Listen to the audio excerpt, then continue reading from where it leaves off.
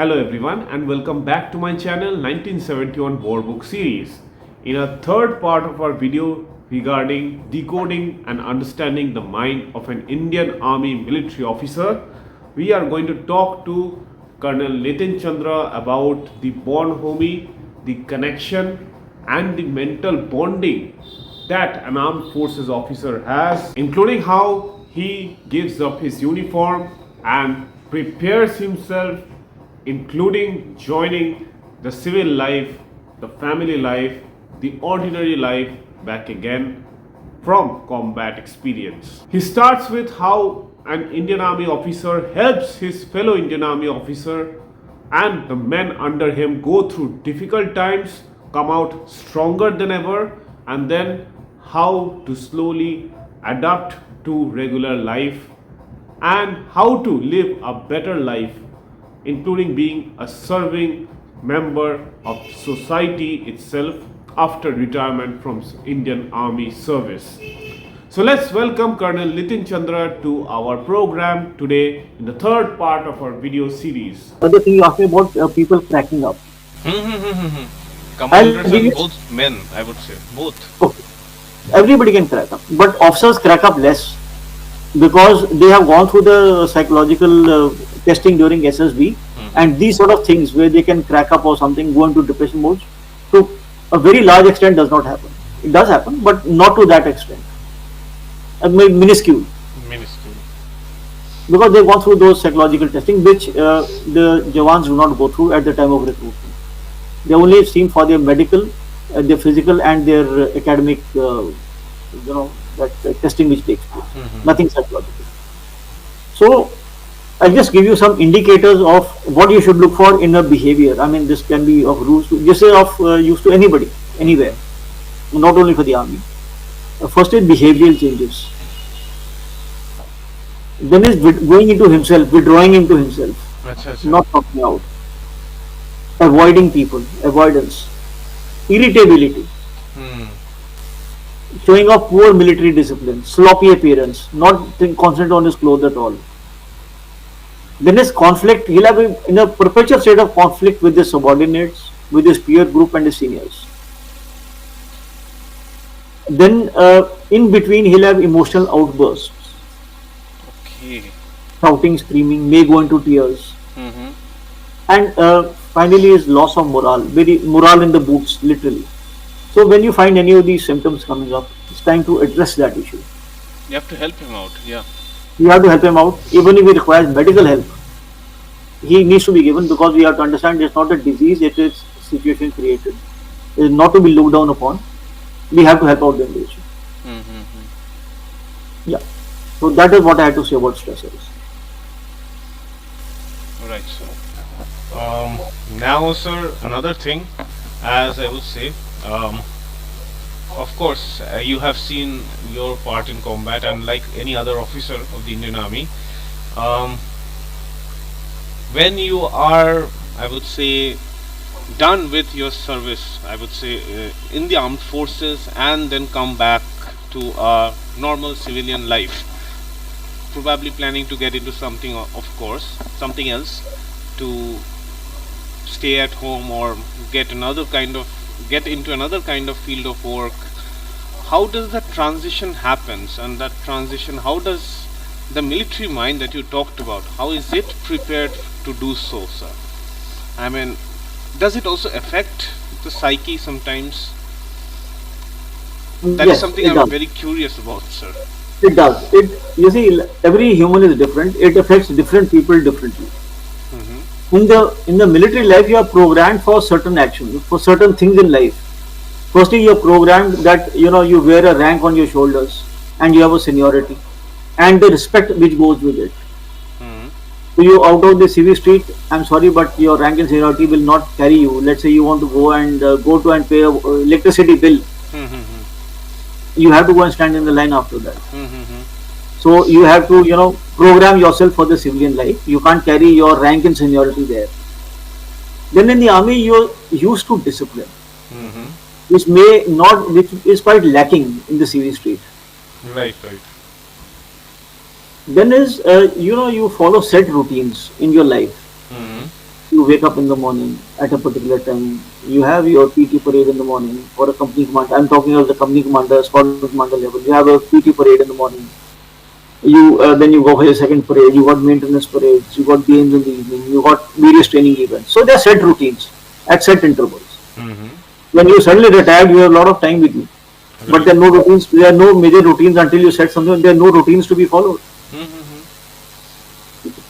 Then there's the feeling of belongingness. When you are in the armed forces, there's a tremendous feeling of belonging. Right. I'm from 45 cavalry. I will always be in 45 cavalry. That is my belongingness with 45 cavalry. And vice versa. That love and affection coming from there is tremendous. So that for people who can maintain that belongingness, very good. Some people are not able to maintain it. So they have that feeling of, that being left out somewhere. Okay. I mean, after retirement, sir. After retirement. I'm talking about after retirement. All these things after retirement. Then there's something which pinches me even today is punctuality. If I expect somebody to come and meet me at 5 o'clock in the evening, I expect him to be here at 5. Because I won't be there. If I was to meet somebody, I'll be very much there at 5. But somebody, if I ask for 5, he comes at 7. Obviously, it irritates me no end. Of course. Right. But that is something that we have to get used to because we are programmed for punctuality. There is moral ethics. And I think that time difference matters also. Like if you're launching an attack at 5 and if that attack has to be launched later on and everything else that is supporting you at that time is delayed. I mean, what if everybody else opens up, you are not there? Yeah. What good is it? Yeah. Everybody will put an attack where you are the only one who is missing. So something like that. So punctuality is which really hits you when you come to the series street. The next is the lack of moral ethics. Moral ethics. Corruption is rife. It hits you mad. What is this happening? What sort of world is this? Achha. It hits you. So much of corruption, हर चीज के लिए कोई लगा हुआ है यहाँ पे. Everybody के पैसा दे दो काम हो जाएगा. Whether it is any government department or it is the police department or anywhere. You want to go and do some work for your house. You want to lay a pipeline for your house. Somebody said no, you got to grease a palm over there. So there's a lot of issues. So moral ethics are sadly lacking. Okay. As much as some people may not like the idea of what I'm saying, but I'm very sorry, but they're sadly lacking. It is taken as done. People don't even object to it कि हाँ इसमें कौन सी बहुत बड़ी बात है. तो ठीक है ना. Somebody told me don't take it as it's corruption. Call it as like a convenience fee. Convenience fee, right? उसको तो देना ही है. उसके बगैर तो काम होगा नहीं. You can keep sitting on your high horse. I will not pay somebody as a bribe or something. Then you can wait for the next 5 years. और 7 वाला 2 मिनट में करके चला जाएगा. खड़े रहो 5 साल के लिए उसके साथ. You keep finding faults with your system. Then is the pace of life. Suddenly the pace of life will slow down. Slow down. Absolutely, because you not following any timelines. You have nothing to do. Until you do something, then you are stuck. And now you wonder what to do with it because suddenly life becomes very, very slow. Now this is what I am talking about from somebody from the army. But there are other things which I am going to tell you which are common to all retirees, not only from defense services. Firstly, on retiring, you reconnect with your family. Right. Suddenly, because your family was your second priority, your army was your first priority. Right. You did field stations, exercises, war, battles, counterinsurgency. Suddenly you come at home, and they are not used to seeing you so much at home. Right. They're not used to. They also have to get used to who is this man who's come to our house? This fellow asking us, why are you waking up in the morning? Why is your breakfast late? Why is this not clean? Why is that so filthy? Why are you here? Why are you not on time? Immediately the wife gets very fed up.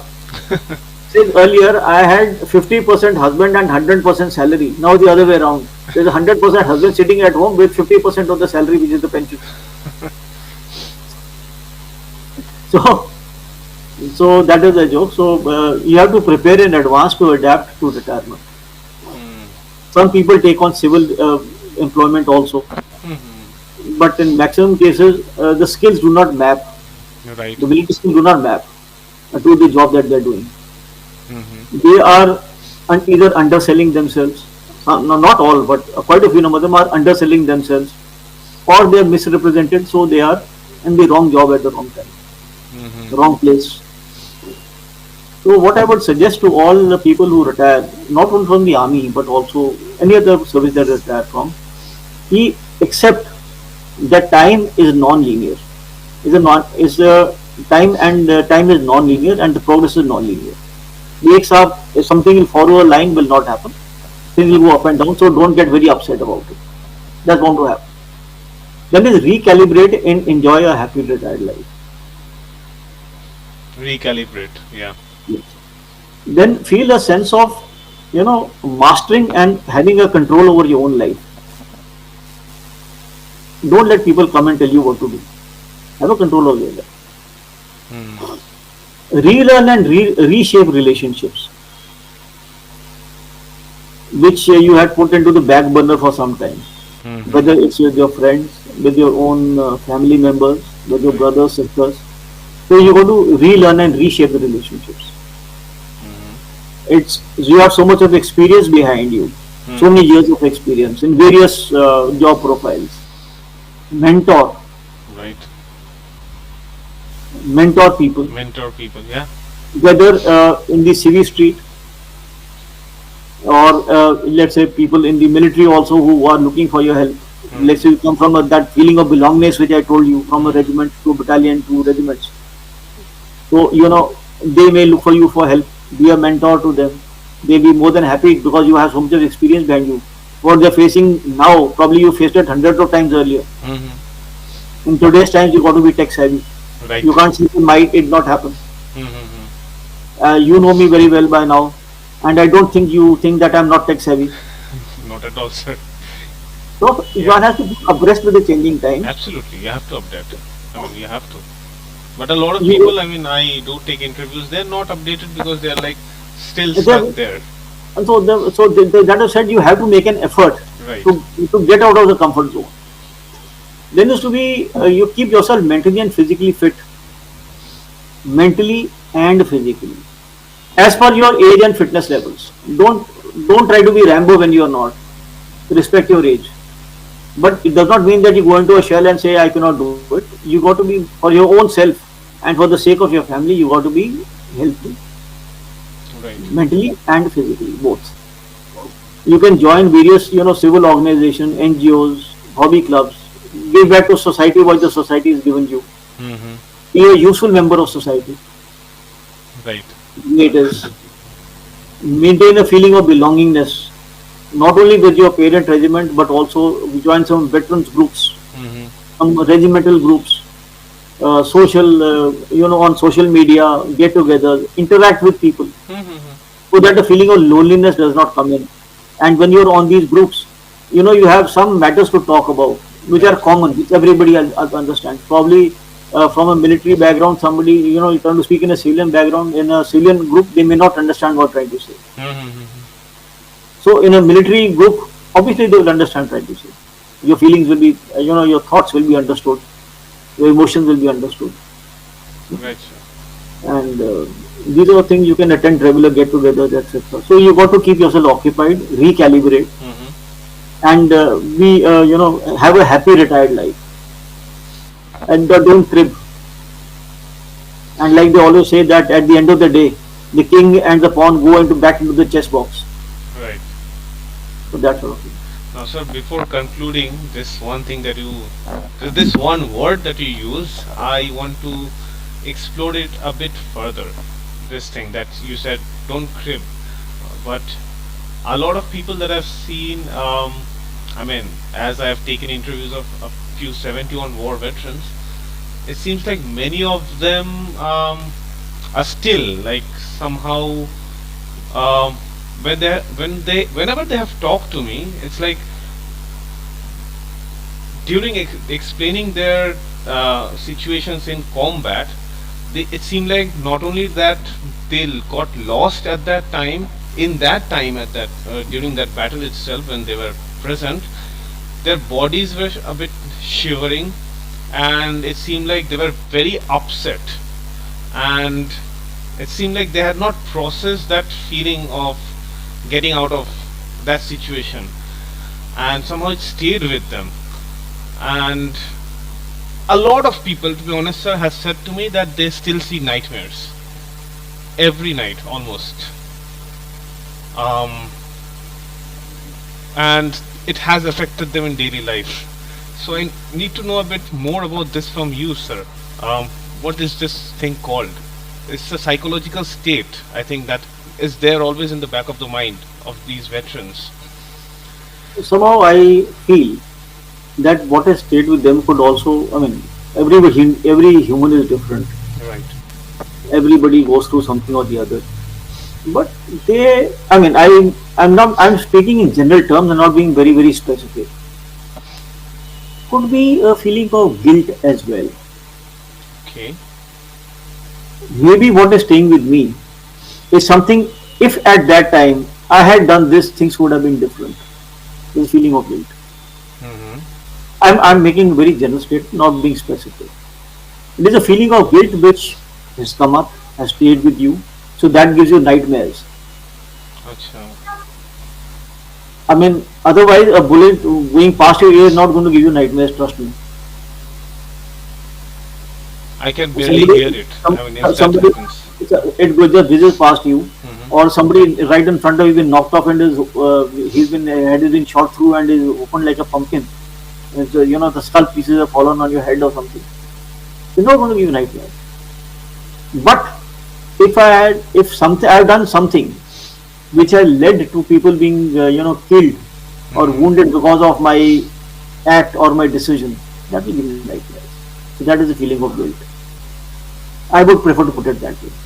Otherwise, Indian Army officer who is well trained, has gone through a very stringent selection process in the first place, well trained, is a combat soldier, will normally not have nightmares or sleepless nights until he feels that he was somewhere at fault and people have died or been wounded or something, or the objective has been lost because of him. So I feel it could be a feeling of guilt. I may be very wrong, it's my personal opinion. Okay. I mean, this trauma of seeing blood and gore, this is also like processed No, very it is well. not. It is a process very well. We've done enough blood and gore, Okay.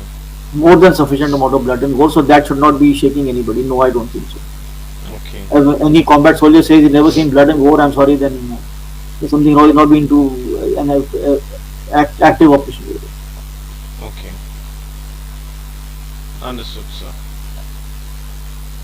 So this thing about cribbing, I mean, I think that was very well explored, sir. No, cribbing, you see, cribbing is a different issue. Somebody may feel, you see, one was that what you said about nightmares. Cribbing could be a different reason. Somebody says that he's been, somebody's taken credit for what he's done. Somebody says that I deserve to be rise higher in rank, but I missed my promotion. I did an act of gallantry which was not recognized. So then he got his reason to crib also. Whether he keeps cribbing for a moment of time or throughout his life, or how this man has processed his life. Nice, sir. The people who keep cribbing what happened in 1971 after 50 years, 60 years, still want to crib about it. Go ahead. How long can you keep cribbing? जो हो गया ना, पन्ना पलटो और आगे बढ़ो. Turn the page and move ahead. Nice. You can't live in history. If you live in history, then you will always be very unhappy in life. Very unhappy. Right, sir. As I told you, it's a very pragmatic way of approach to problems. Right, sir. And that's a wonderful talk, sir, regarding the very ideas of how somebody who is in operations and I would say seeing a lot of combat must have spoken about, sir. And this is, I think, how people like you think and operate. And this is also bringing a lot of new perspectives as well. Thank you. Thank you, sir. And thank you again for your wonderful talk and for being present and I would say teaching us a lot of things, sir. Thank you very much, Debu. It's always a pleasure and honor to be on your show. Thank you very so much. much. And in the end, I just want to, quote Brigadier Desmond Haid, CO3 Yacht, and since this is the 1965 war, the Diamond Jubilee this year, Right. so I want to bring out some very iconic statements of then Colonel Haid for when the final orders for the Battle of Dorai. I mean, I take them as iconic. I mean, these are what a true commander and a leader should be. He said, जिंदा या मुर्दा डोगराई में मिलना है. एक और उसने बोला था, एक भी आदमी पीछे नहीं हटेगा. We are going to capture Dogarai or die. Look for me in Dogarai. You will find me there, dead or alive. Then he finally, there was some issue where some people had not gone for attack. He had some issues. He says, even if all of you run away, I shall continue to stand on the battlefield alone. Now the another anecdote on Brigadier Head. So after all this, when they went for attack, he asked one of the JCOs कि अगर CO साहब को गोली लग जाए, वो मर जाए, तो तुम क्या करोगे? The fellow replied, सीओ साहब को टांग के लेके जाएंगे, लेकिन रुकेंगे डोगराई में ही. Imagine the man, the sort of spirit that he instilled in his boys. Amazing. Amazing, sir. Thank you you very so much, sir. Thank you. We'll meet you again, sir. Thank you. Yes, please. Thank you.